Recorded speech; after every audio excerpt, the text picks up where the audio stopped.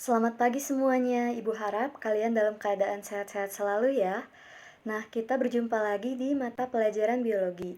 Adapun materi yang akan kita kaji ialah hereditas pada manusia. Tetapi sebelum kita lanjut ke paparan materi berikutnya, Ibu harapkan kalian semangat selalu ya, walaupun kita belajar masih dalam situasi daring, tetapi tidak pernah memutus asa semangat kalian dalam terus menuntut ilmu. Apalagi bagi kalian yang mungkin akan melanjutkan pendidikan ke perguruan tinggi. Tetap semangat! Nah, tujuan pembelajaran yang bagaimana sih yang diharapkan ketika kalian akan mempelajari materi hereditas pada manusia? Nah, yang pertama, kalian diharapkan dapat menganalisis definisi serta perbedaan dari hemofilia, buta warna, anodontia, gigi coklat, serta hipertrikosis. Adapun poin yang kedua, kalian diharapkan dapat mengimplementasikan konsep persilangan hemofilia, buta warna, anodontia, gigi coklat, serta hipertrikosis pada persoalan pewarisan sifat manusia. Kita langsung ke slide selanjutnya. Nah, jika kalian lihat pada slide ini berisikan poin-poin yang akan dibahas pada materi hereditas pada manusia. Kalian masih ingat gak sih minggu kemarin kita mempelajari tentang penentuan jenis kelamin serta cacat menurun? Seperti pada manusia, penentuan jenis kelaminnya ada perempuan dan laki-laki, yang mana perempuan memiliki kromosom XX sedangkan laki-laki XY. Adapun di cacat menurun, ada albino, kebotakan, dan yang lainnya. Nah, pada pertemuan kali ini kita akan membahas tentang penyakit menurun. Apa sih penyakit menurun? Kira-kira apa sih yang ada di benak kalian ketika pertanyaan ini muncul? Mungkin yang ada di benak kalian seperti ya penyakit yang diturunkan, Bu. Itu benar. Tetapi yang diturunkan yang seperti apa sih? Nah, kita akan membahas pada materi ini. Penyakit menurun merupakan penyakit yang diturunkan atau diwariskan dari orang tua kepada anaknya. Penyakit menurun ini terbagi menjadi dua, ada yang tertaut dengan kromosom seks dan ada pula yang tidak tertaut pada kromosom seks. Penyakit menurun juga dapat terjadi karena adanya peristiwa gagal berpisah. Tetapi, misal ada kasus contoh, orang tuanya tidak menderita penyakit, tetapi anaknya tersebut mewarisi penyakit dari nenek atau kakeknya yang menderita penyakit tersebut. Kira-kira karena apa mereka akhirnya loncat satu generasi penyakit menurun tersebut? Kita akan bahas di penyakit menurun kali ini. Nah, ini sub-sub tema yang akan kita bahas tentang penyakit menurun tertaut kromosom seks. Ada 5 ya. Yang pertama ada hemofilia, ada buta warna, anodontia, ada gigi coklat, dan yang terakhir ada hipertrikosis. Langsung saja kita ke sub tema bahasan yang pertama, yaitu tentang hemofilia. Jika kalian lihat ada gambar darah di sana, kenapa sih ada gambar darah? Yap, betul sekali, karena hemofilia ini berkaitan dengan darah. Hemofilia merupakan penyakit yang menyebabkan darah sukar membeku. Oleh karenanya, seseorang yang menderita hemofilia, apabila dia terluka, maka darahnya akan terus mengalir. Berbeda dengan orang normal, apabila dia terluka, maka darahnya akan berhenti dengan sendirinya. Lalu, gen faktor pembeku darah terdapat pada kromosom X non-homolog. Nah, gen bersifat dominan diberi simbol H besar, yaitu gen yang mampu memproduksi faktor pembeku darah. Sedangkan gen bersifat resesif diberi simbol H kecil, yaitu gen yang tidak mampu memproduksi faktor pembeku darah.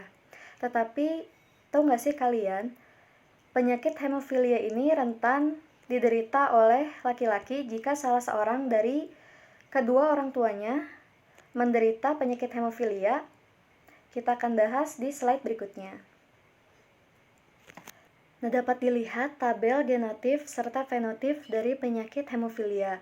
Nah, sebagaimana yang telah dijelaskan tadi, jika kromosom yang memiliki gen H besar, maka dia dapat memproduksi faktor pembeku darah, sehingga yang mempunyainya akan bersifat normal. Akan tetapi, jika kromosom yang memiliki gen H kecil, yaitu gen yang tidak dapat memproduksi faktor pembeku darah, maka pemiliknya mengidap penyakit hemofilia.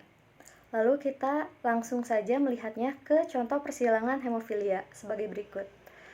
perkawinan dari wanita normal karier dengan laki-laki normal ialah sebagai berikut. Genotipnya, untuk wanita normal karier, XH besar dengan XH kecil dikawinkan dengan laki-laki normal XH besar Y. Lalu gametnya bagi wanita normal karier yaitu XH besar dan XH kecil, adapun bagi laki-lakinya XH besar dengan Y. Lalu kita langsung silangkan ke tabel persilangan. Seperti biasa ya, seperti yang telah dijelaskan pada penyimpangan semu hukum Mendel, pasti kalian sudah bisa semua. Lalu dapat dilihat hasil persilangan pertama, ada wanita normal, ada wanita normal karier, lalu laki-laki normal, dan laki-laki hemofilia. Nah, tetapi biasanya jika pada soal ujian akan ditanyakan seperti ini. Berapakah persentase anakan berjenis kelamin wanita normal jika orang tuanya wanita normal karier dan laki-laki normal? Maka gampang saja kalian tinggal bentuk ke persen. Tadi kan yang ditanyakan di soal adalah wanita normal, maka kita lihat di sini ada berapa sih wanita normal? Nah, jika dilihat pada tabel, maka wanita normalnya itu ada 2. Satu yang ini, satu lagi yang ini. Maka ada 2 dikali 25% karena persen setiap tabelnya ini kan ada 4. Berarti persentase untuk satu tabelnya itu 25%. Maka kita kali 25%. Hasilnya adalah 50%. Seperti itu. Kenapa sih Bu, misal yang wanita normal karier dibawa? Ini memang kondisinya wanita tersebut normal, tetapi memiliki gen pembawa hemofilia, makanya disebut wanita normal karier. Tetapi biasanya jika di soal-soal ditanyakan berapa persentase yang normal, maka yang karier ini tetap terbawa, seperti itu.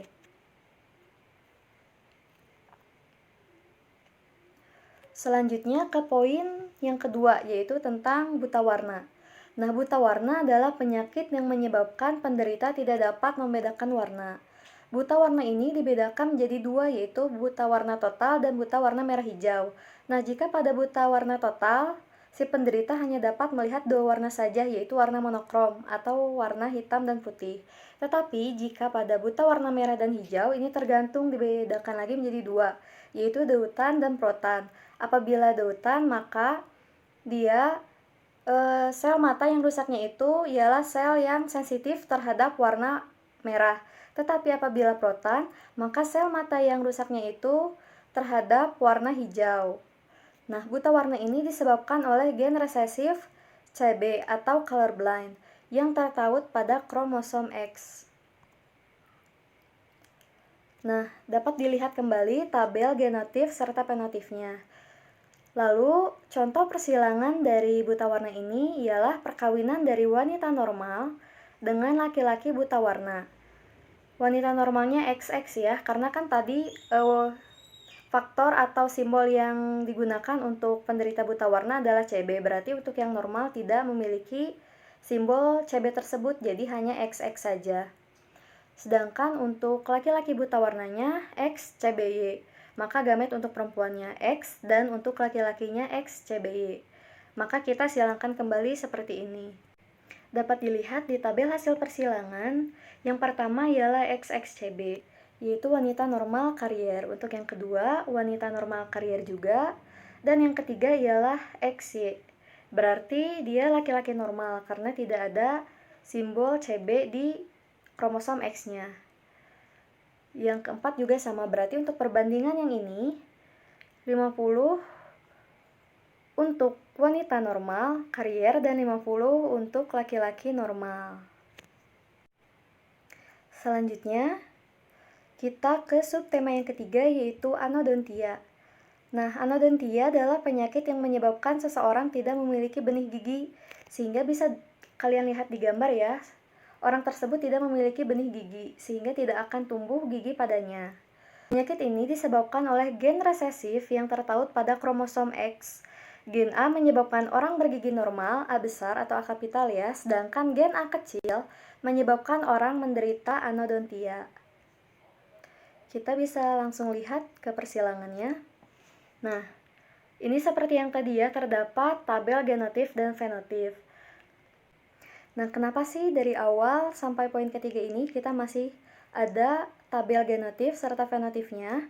Karena ini merupakan sesuatu yang harus kalian tahu atau harus sesuatu yang kalian pahami, bahkan kalian hafal, karena hal-hal semacam ini akan terus ditanyakan di soal-soal ujian. Karena jika ada beberapa soal yang tidak disebutkan simbolnya seperti apa, jadi kalian harus paham atau mengetahuinya dengan sendiri gitu. Nah, persilangannya seperti yang ada di slide, yaitu wanita normal karier dengan laki-laki normal.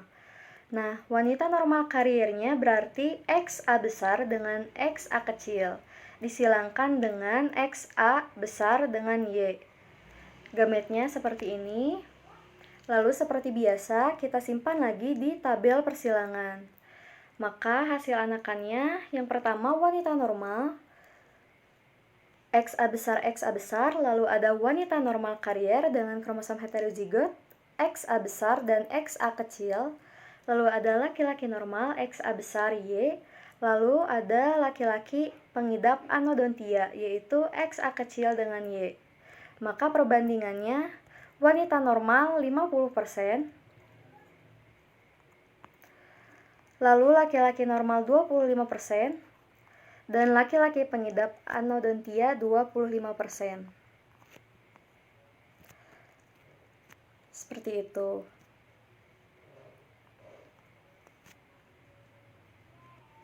Lalu ke subtema bahasan yang keempat, yaitu penyakit gigi coklat.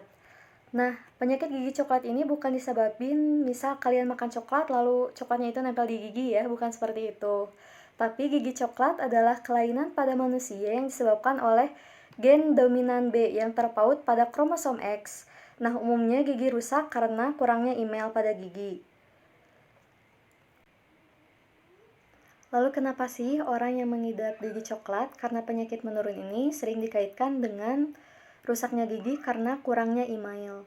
Nah, perlu kalian ketahui, jika email ini merupakan lapisan terluar pada gigi, sehingga lapisan email ini juga yang memberikan warna putih pada gigi. Apabila lapisan email ini kurang atau rusak, maka akan menyebabkan lapisan yang berada di setelah email ini akan terlihat, yaitu lapisan dentin. Nah, lapisan dentin memiliki warna kuning, sehingga jika emailnya kurang, maka warna putihnya akan memudar dan lebih memunculkan warna kuning tersebut, bahkan sampai ada yang kecoklatan seperti yang diderita oleh penyakit menurun ini, yaitu gigi coklat. Langsung kita ke tabel genotif serta fenotip. Nah, apabila gigi coklat ini, yang normalnya itu B kecil, sedangkan yang menderitanya itu B besar. Untuk perkawinannya, wanita normal dengan laki-laki bergigi coklat ialah sebagai berikut. Wanita normal dengan genotip XB kecil dikawinkan dengan laki-laki bergigi coklat, yaitu XB besar Y. Maka hasil anakannya ialah sebagaimana yang ada di tabel persilangan. Hasil anakan yang pertama yaitu memiliki genotip XB besar, XB kecil berarti wanita bergigi coklat. Lalu yang keduanya juga XB besar, XB kecil wanita bergigi coklat. Loh Bu, kenapa kok bergigi coklat bukannya heterozigot berarti normal karier? Nah, perlu kita flashback kembali. Jika tadi gigi coklat ini, si sifat B-nya ini bersifat dominan terhadap yang lainnya, sehingga jika bersifat dominan maka akan menutupi yang B kecil ini atau yang membawa bawaan normal, sehingga jika pada kasus gigi coklat ini jika ada XB besar dengan XB kecil maka akan ditetapkan sebagai pengidap atau penderita gigi coklat, berbeda dengan subtema-subtema pada bahasan sebelumnya, karena pada subtema bahasan sebelumnya itu si gen yang mengidap penyakit tersebut berasal dari gen yang resesif, apabila yang gigi coklat berasal dari gen yang bersifat dominan, seperti itu. Lalu hasil anakan yang ketiga ada XB kecil Y, yaitu laki-laki normal, dan XB kecil Y laki-laki normal, sehingga persentasenya wanita bergigi coklat dengan laki-laki normal yaitu 50%, banding 50%. Kita langsung ke subtema yang terakhir, yaitu hipertrikosis. Nah, hipertrikosis adalah penyakit menurun yang hanya terpaut pada kromosom Y dan bersifat dominan. Penyakit ini menurun hanya diturunkan kepada anak laki-laki saja, tidak kepada anak perempuan. Kenapa? Karena tadi hipertrikosis ini hanya terpaut pada kromosom Y. Jika diketahui, pada kromosom wanita itu tidak terdapat kromosom Y, tetapi hanya terdapat kromosom X saja. Jadi, hipertrikosis ini hanya terjadi pada laki-laki. Nah, hipertrikosis ini dapat dilihat berupa tumbuhnya rambut di tepi telinga. Nah, jika kalian lihat pada gambar, ada seorang anak yang menderita hipertrikosis, bahkan sampai ke bagian wajah-wajahnya pun ditumbuhi oleh rambut. Nah, jika kalian tahu, kalian pernah menonton film Beauty and the Beast? Jika pernah, kan di sana ada sosok Beast yang ditumbuhi seluruh tubuhnya oleh rambut. Nah, sindrom tersebut dinamakan Wolf Syndrome atau sindrom serigala karena ditumbuhi rambut di sekujur tubuhnya. Nah, ternyata kisah tersebut merupakan kisah nyata yang katanya berasal dari negara Prancis. Masyarakat zaman dahulu menganggapnya laki-laki tersebut terkena kutukan sehingga rambutnya menumbuhi seluruh bagian wajah bahkan sampai ke tubuhnya. Tetapi ternyata secara sains ada penyakit seperti itu, yaitu yang dinamakan hipertrikosis tadi, yang hanya dapat diturunkan pada laki-laki saja karena tertaut pada kromosom Y.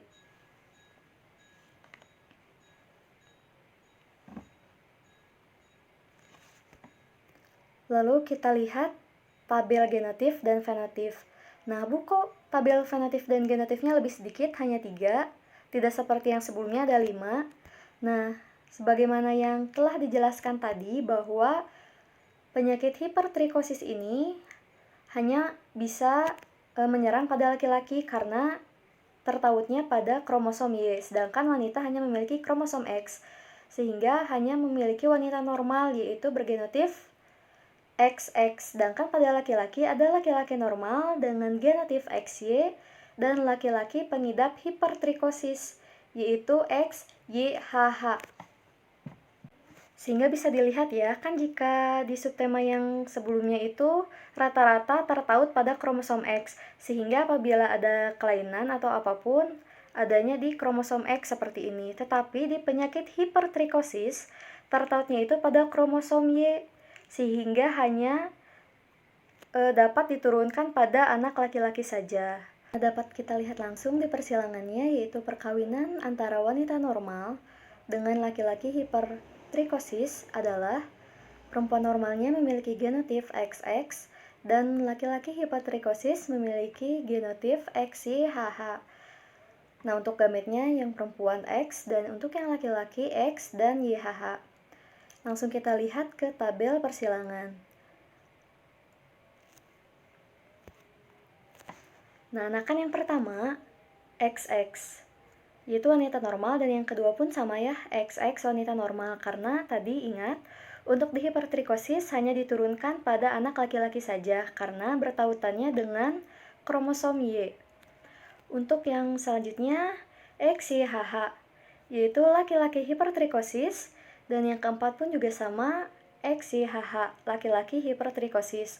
Sehingga jika dipersentasekan perbandingan antara wanita normal dengan laki-laki hipertrikosisnya 50% berbanding 50%.